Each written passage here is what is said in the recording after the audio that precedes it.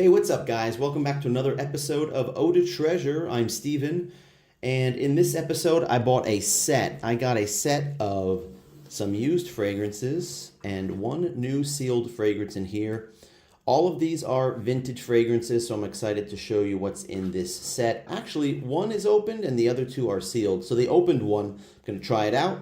What is it? Well, it is none other than Dunhill for Men, the original 1934, 90-year-old fragrance.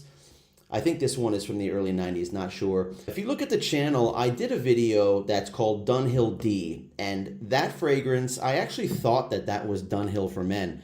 I feel kind of guilty about that. I screwed up. I just didn't know what I was looking at, guys. So I feel like I owe you guys a Dunhill for Men video, and here it is. Maybe I'm wrong. If I'm wrong, let me know in the comments, guys. Let's check out what is in this awesome set.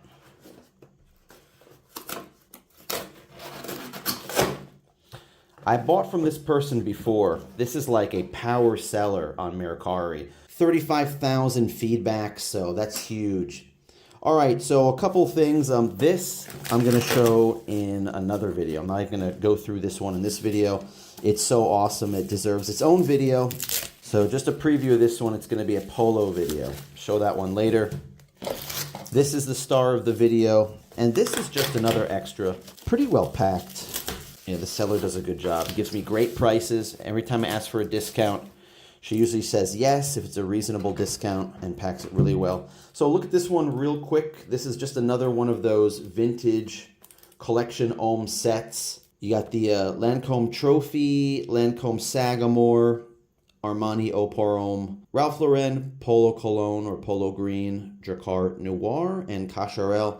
I guess this is from the early 90s. Let's look at the condition of this. There's some spots on the inside of that, so I don't know how well it was stored.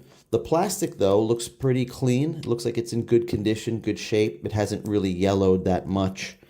It does have a big barcode on it, so that tells me that it's from post 1990, 1991. But yeah, this thing is sealed. These things go on eBay for anywhere between $50 to $75 or so. And most of this stuff is discontinued anyway. I don't know if they still make this Cacharel pour l'homme. You know that they make drakkar, they make polo, and these are all history. Unfortunately, this one is too. So maybe this, who knows? I don't think this will get up to $100, but this is at least worth 50 bucks. All right, check this out, guys. This, I believe, is a early or mid 90s Dunhill for Men. It's not a spray bottle. It's a splash bottle of the Cologne, 100 ml. I did see a number of these on Mercari Japan, and I did see some that looked like they're from the 80s, and they look something like this. Maybe I'll put a picture of an 80s Dunhill. Maybe it's a 70s Dunhill for Men. This was the cleanest one. This was the best price. Just this was the most accessible one that I wanted to get because the seller obviously had that cool stuff too. So I put it all together. Let's take a look at the stickers on this thing. So here's the Japanese product sticker, 100 ml. Looks kind of old, this gold sticker. They don't use this anymore. And this is cool, Isetan. 4,500 yen. So back in the day, I'm guessing this was around, I don't know, $38, $38 or $40. Now, about $30 now. Isetan is a department store in Shinjuku, Tokyo. And that is a great department store because it's really the only one in Japan that has niche fragrances that you can try. You can go in there and you could try almost every By Kilian's or Serge Luton. What else do they have in there? Acqua di Parma, all kinds of stuff. And that's the only place that has that. So I like going to Isetan in Shinjuku once a year or so and trying out the fragrances. So what clues do we have on this box? You know what? I do not see a barcode unless it's hiding behind the sticker. Don't see a barcode on this, guys. Maybe this is from the 80s. Check it out. Alfred Dunhill Limited. L5L6353. That's hard to read. Did I get that right? What do you think, guys? Just judging by the box, is this from the 80s? Let's check out what's inside. There's a little brochure in there. Dunhill. Oh, check it out. It's the Japanese product information because they require, I think they require it by law. And it's made by Dunhill, or it has the Dunhill logo on it. That's pretty cool. Dunhill for men with the Japanese sticker on the back. So let's see if I can read this Japanese. Dunhill Cologne. Dunhill Cologne, it says. Dunhill for Men Cologne 100 ml. Look at this bottle. It's really clean and nice. That's another reason why I pulled the trigger on it. It's almost full. You can see that. And it's clean. The top is clean. I looked through a lot of listings. And many of them, the cap is messed up. It's decayed. So this has a plastic top. Twist off. And look at that tiny bubble. Yeah, this is like new. This is really nice.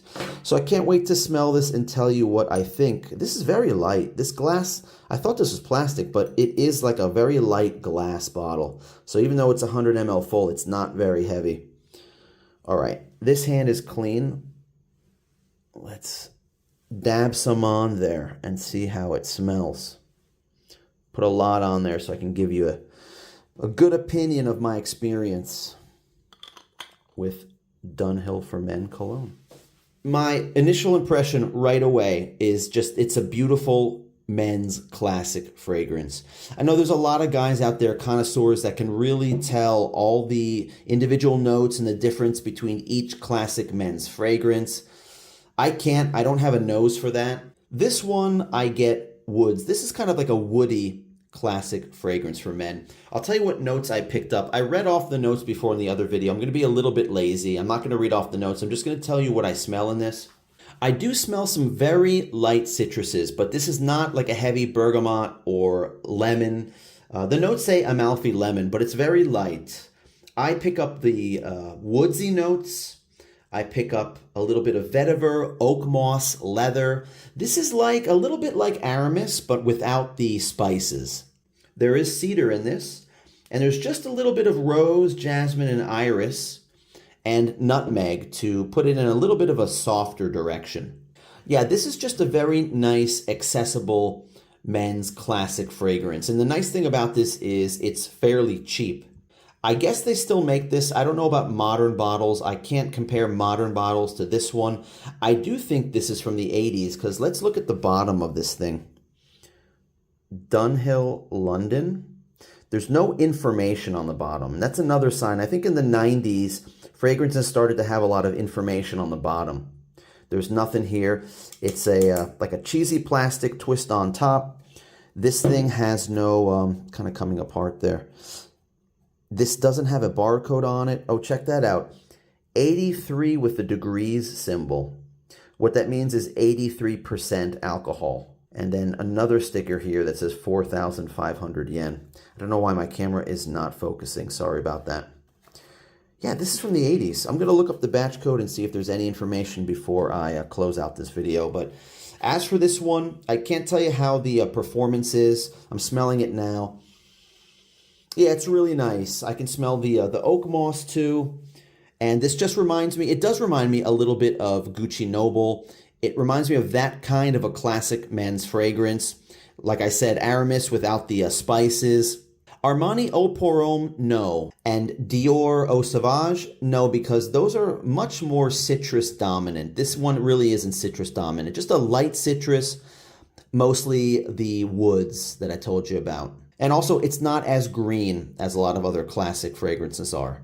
I would recommend this for somebody that just wants a masculine classic scent and wants something that's wearable and not that off-putting to other people. I don't think anybody could really dislike this, except if somebody that just likes modern fragrances doesn't like classic fragrances. I wish I had a bottle of Corum, because to me, Corum was another accessible, easy-to-wear, classic men's fragrance. I'd love to compare that to a lot of fragrances that are similar to it. And I'm wondering if this is similar to Corum. When I looked on Fragrantica, the number one fragrance that people say that it reminds them of is Versace L'Homme. I think it had like 65 thumbs up, but also had 65 thumbs down. That one is a heavy, lemon citrus fragrance. I guess if you strip the citruses away from that, it would be something like this. I looked on eBay, and some of these vintage 100 ml bottles are going for like around $100, so maybe that's what this is worth.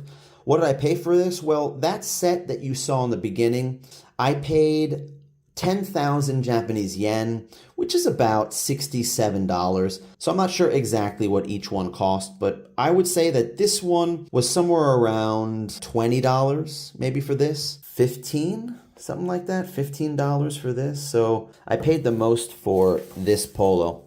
And in the next video, you're gonna see why. All right, guys, I hope you liked the video. If you did like this video, please give me a thumbs up, hit the like button. And if you want to see more content like this, if you want to see me collecting and just talking about these discontinued vintage rare and interesting fragrances, this project that I'm doing here in Japan, click the subscribe button and click the bell if you want to see when I upload new videos. This is just a hobby of mine. I'm actually a teacher here in Japan, and this is what I do for fun. So hope you liked the video, guys. Leave a comment down below about these fragrances. What do you think of Dunhill for Men, this classic fragrance? Do you like any of these fragrances in this mini set, this classic mini set that you can't see because of the glare? Thanks for watching. As always, stay tuned for the next video, which is probably going to be a sealed Cosmere Polo Cologne. Check it out, guys. Until then, take care.